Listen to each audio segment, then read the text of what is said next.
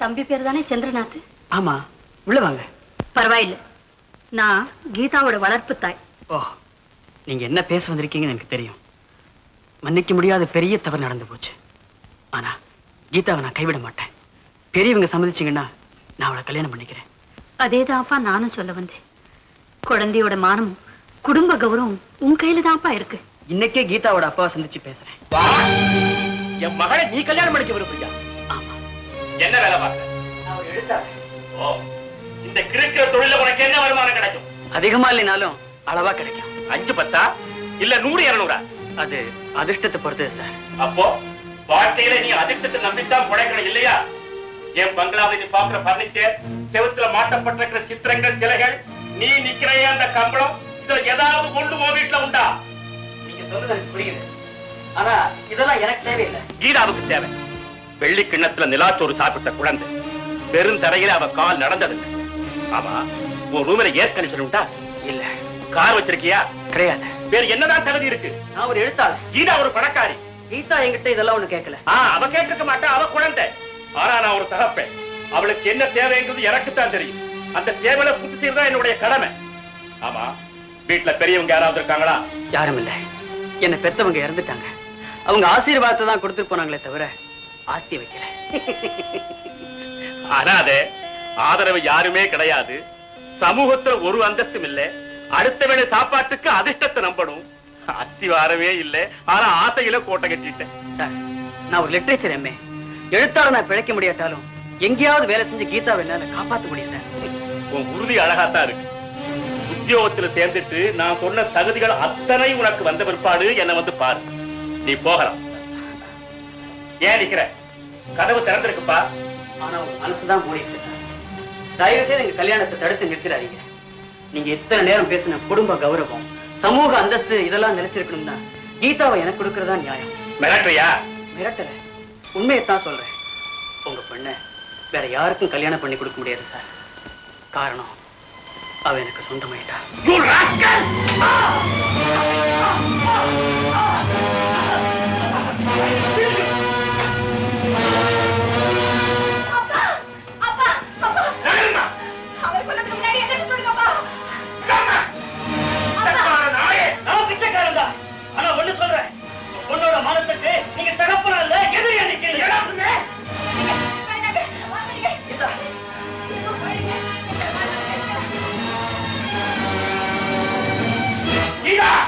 அவன் சொன்னதெல்லாம் உண்மையா? சொல்லுமா, உண்மையா? கீதா,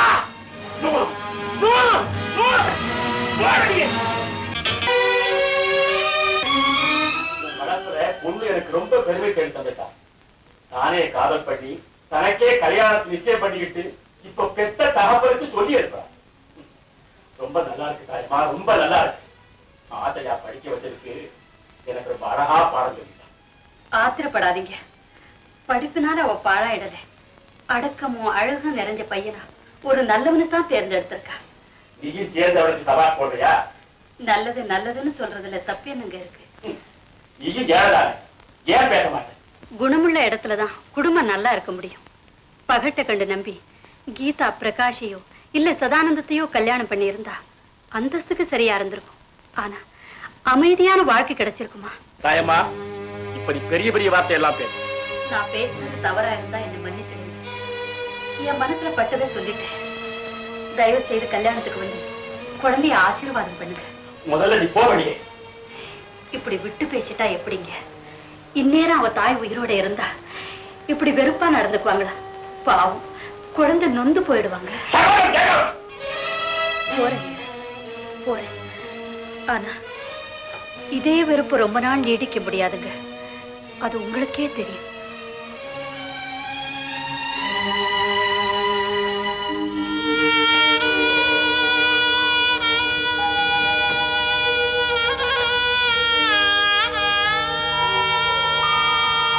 இப்ராஹிம், இப்பதான் வந்தியா? முன்னே வந்துட்டேன் முதலாளி. தாயம்மா பேசினதெல்லாம் வெளியில இருந்து கேட்டுக்கிட்டு தான் இருந்தேன். நான் நடந்துகிட்டது நியாயம் தானே? நான் எப்படி அபிப்பிராயம் சொல்றது? ஏன், நீ ஒரு தகப்பன்தாரே. என் நிலைமையில நீ இருந்தா என்ன செஞ்சிருப்ப? ஒரு தகப்பனா நடந்திருப்ப முதலாளி. என்ன முதலாளி, எனக்கு உங்க அனுமதி வேணும். ஏன், தாயம்மா மாதிரி நீங்க வேலையை விட்டு போக போறியா? இல்ல முதலாளி, ஆசையா வளர்த்த குழந்தையோட நிக்காவுக்கு நானாவது போய் ஆசீர்வாதம் பண்றேன். ஹம்சமா வளர்த்த பிள்ளைய நீங்க இப்படி அனாதையா விட்டுட்டா உங்க மனசுக்கு எப்படி படுதும்? என் மனசு தாங்கல முதலாளி, என் மனசு தாங்கல. அப்ப நீங்க போ, எல்லாருமே போயிடுங்க. எனக்கு யாருமே தரையில, நான் தனியா இருப்பேன். அது தாங்கலாம்.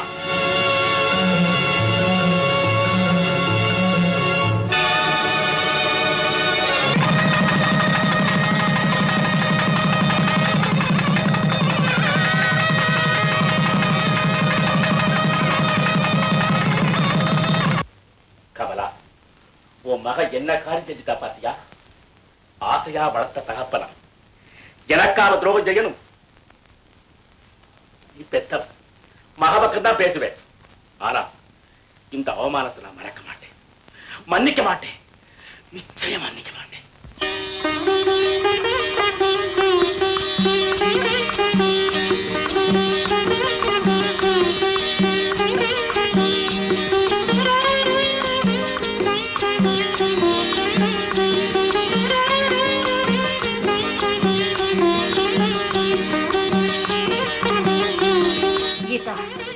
அப்பா உன்னை ஆசீர்வாதம் பண்ண வரலையேன்னு வருத்தப்படாதம்மா. சட்டையை கழட்டி போடுற மாதிரி சொந்த மகனையும் கழட்டி போட்டுட முடியாது. காலம் வரும், அவர் கண்ணு திறக்கும். தாயே, கலங்காதம்மா. தெய்வமா இருக்கிற உன் தாயார் நிச்சயமா உன்னை வாழ்த்துவாங்க. பூவும் பொட்டுமா தீர்க்க சுமங்கலியா நீ நல்லா வாழணுமா. கல்யாணத்துல அக்னி முன்னால உட்கார்ந்தியே அந்த அக்னியை போல பரிசுத்தமா இருக்கணும்மா. புருஷன் கையை இருக்க பிடிச்சே அந்த பிடியை கடைசி வரைக்கும் விடாதம்மா.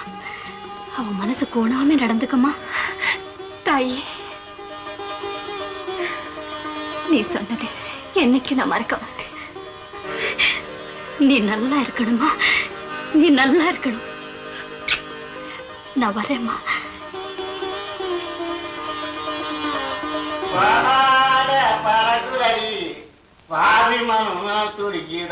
தம்பி, கடவுள் புண்ணியத்துல என் வேலையெல்லாம் நல்லபடியா முடிஞ்சிச்சு. நான் போயிட்டு வரேப்பா. என்னத அதுக்குள்ளேவா? குழந்தை பிறக்கணும், நீங்க தாலாட்டு பாட்டணும், நான் ஒரு மாட்டு பால் கொண்டு வந்து குழந்தைக்கு கூட்டணும். எவ்வளவு வேலை இருக்குது அங்க. குழந்தை பிறந்ததும் எனக்கு தந்தி கொடு. நான் இங்க வந்து உனக்கு துணையா இருக்கேன். இப்போ வட வடன்னு பேசாம வெளியே போ. பாப்பா தனியா இருக்கு. இப்ப தனியா இருக்கா? நம்மளாங்க கடவுளே, உனக்கு சொன்னா புரியலையே. தகாச்சு, நான் ஜோடி அனுப்புறேன். வாங்க தம்பி, நான் போயிட்டு வரேப்பா. வாங்க. ஐயா, கதை எழுத நேரமா இது. பெட்ரூம்குள்ள போ. சும்மா சம்பந்தா, நான் நாவலை முடிச்சாவணும். கதை உருவியா கண்ணு? நான் அப்படி போனாக்க நீ இப்படி போடுவ. கைய கூட. எதுக்கு?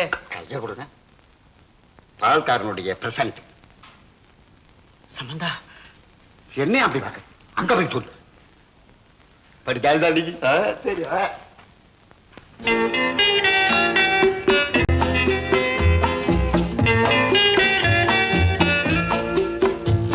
வண்ணப்பட்டாடை உடுத்தி இனிப்பான எண்ணங்களை சுமந்து கொண்டு அவள் கட்டிலறையில் காத்திருந்தாள் காதலனின் வருகைக்காக.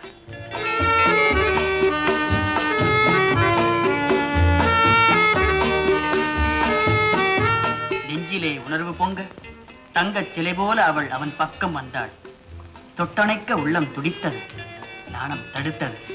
முடிவில் அவள் மலர்க்கரம் நீட்டி அவன் கன்னத்தை வருடினாள்.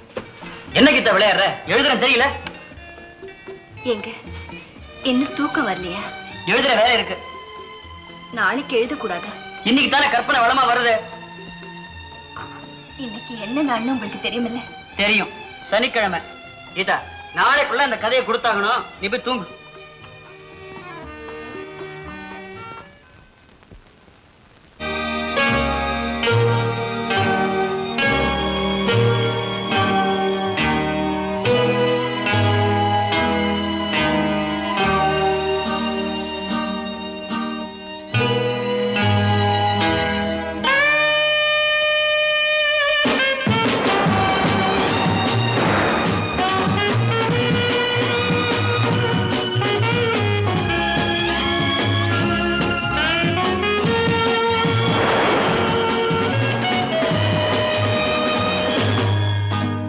இளமையின் வேட்கை அவளை ஒரு இடத்திலும் உட்கார விடாமல் இங்கும் அங்கும் அலையச் செய்தது. பருவம் தந்த பசியில் அவள் பரிதவித்தாள். கட்டிலில் தொங்கிய பூச்சரங்களின் மனம் அவள் ஆசையை மேலும் தூண்டிவிட்டது.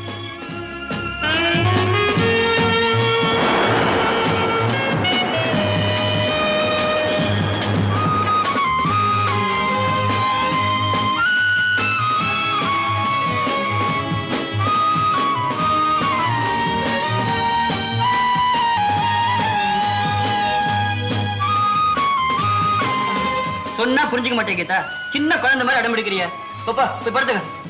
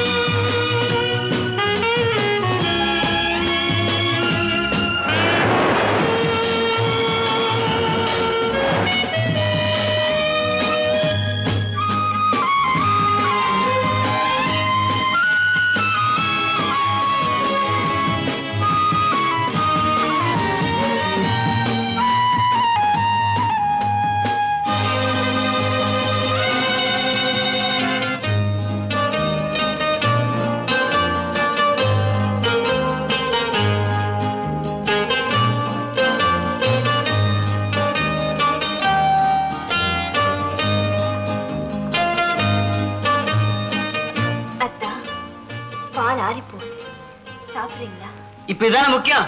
என்ன தொந்தரவு செய்யாது. நீ போய் தூங்கு.